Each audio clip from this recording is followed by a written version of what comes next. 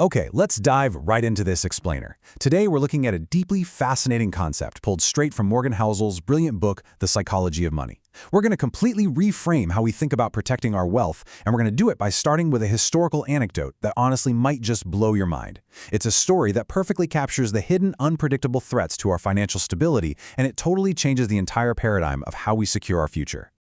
So, Part 1, the Stalingrad Mouse. To truly understand the mechanics of personal finance, we actually need to travel back in time. I want you to picture this. It's the freezing, bitter winter of 1942. We're right outside Stalingrad, Russia, and the German army has assembled what is arguably an unstoppable force. The soldiers are hunkered down, they've parked their armor in dirt trenches, and they're just waiting for the command to strike. And we're not just talking about a few vehicles here. They had over 100 of the absolute deadliest tanks on Earth parked in those trenches. Now, because the winter cold was so extreme, the soldiers took precautions. They covered these terrifying, state-of-the-art machines in straw just to protect the engines from freezing over. They were fully prepped, fully armed, and literally just waiting for the green light. Well, the order finally comes to go fight. The soldiers jump in, completely ready to unleash this massive mechanical force. They crank the ignitions, but out of those 100 heavily armored tanks, barely 30 even turned on. Now really think about that for a second. Nobody attacked them. Not a single bomb had dropped on their position. There was no grand ambush. Yet the vast majority of these terrifying machines were completely paralyzed, stopped dead in their tracks before the battle even began. So what happened? The culprit wasn't Allied artillery or some brilliant tactical maneuver. It was mice. Tiny, ordinary field mice.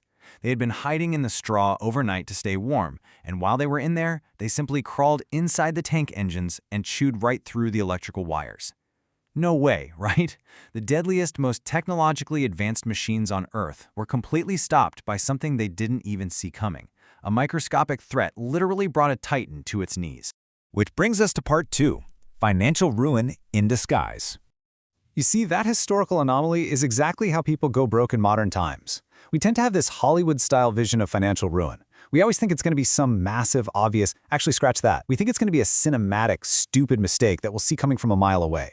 You know, a catastrophic business failure or a terrible investment in a crashing market. But it almost never is. You don't usually go broke from the giant explosion. You go broke because of the mouse. The mouse is the completely random, invisible event that you just didn't plan for. You can build a great life, land a great job, rent a nice place, have a perfectly color-coded budget for the month. But the mouse? The mouse is that sudden layoff on a random Tuesday. It's a crazy hospital bill out of nowhere. It's your absolute best-paying client vanishing overnight.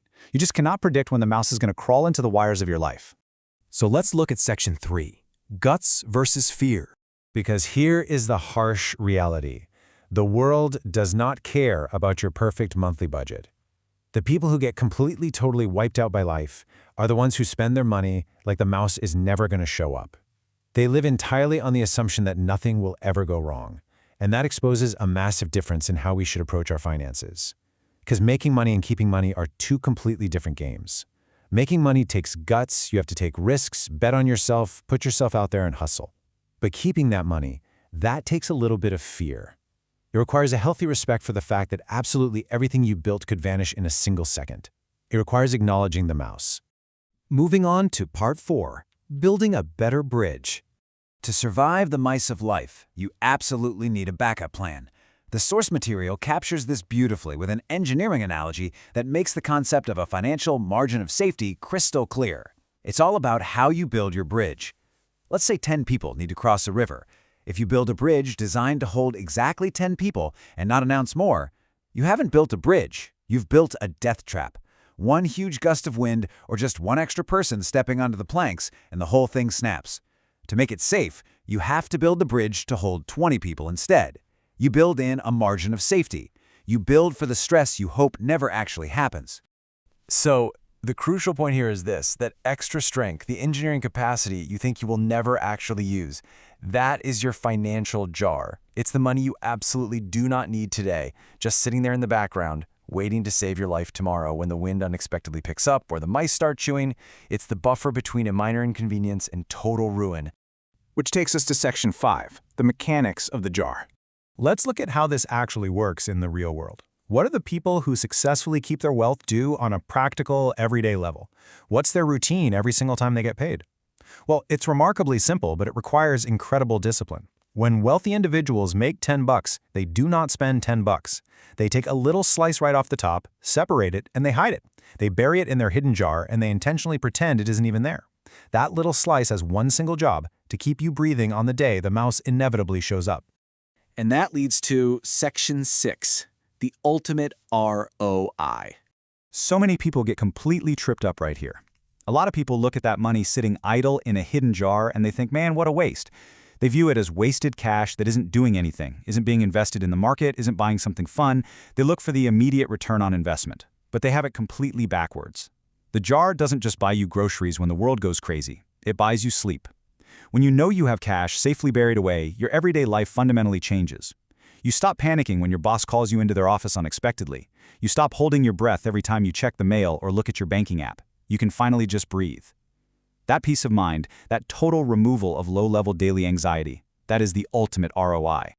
So the powerful lesson we take away today from Morgan Housel's insights is really a call to action.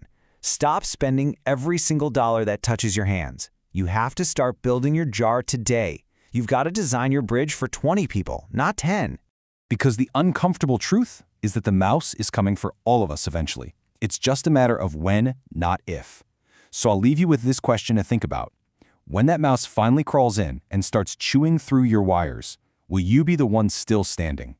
Thank you so much for joining me for this explainer. I hope it gave you some fantastic insights to apply to your own life.